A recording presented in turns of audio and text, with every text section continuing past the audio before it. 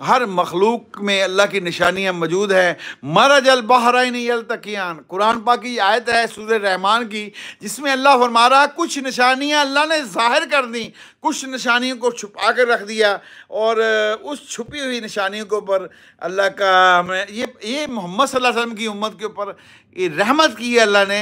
मरजल बहरैन यल्तक़ियान, हमने दो पानियों को पैदा किया और दोनों पानियों को आपस में मिलने नहीं देते। वो आप देखिए, पता नहीं वो समुंदर है कि दरिया है कौन सा, जहाँ दोनों पानियों का रंग अलहदा-अलहदा है, दोनों पानी आपस में रंग आपस में अलहदा-अलहदा है, दो पानियों को पैदा किया, हम ही हैं उसको अलहदा-अलहदा रखने वाले। उस पानी को हुक्म नहीं उसमें मिल जाए, उस पानी को हुक्म दिया इधर नहीं मिलना, वो अल्लाह है। जब हम पसीना आता है तो खून नहीं निकलता, सुई मारते हैं तो खून निकलता है। वो कौन है जो इस पानियों को भी आपस में मिलने नहीं देता, खून और पसीने को मिलने नहीं देता?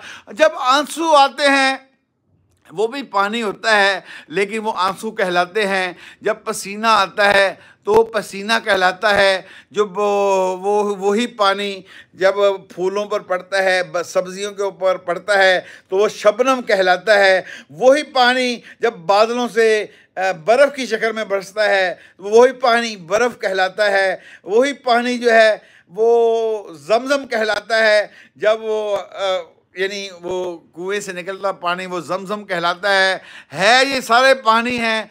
आँखों से आंसू निकले वो भी पानी है, लेकिन हम उसको आंसू कहते हैं, आंसू कहते हैं।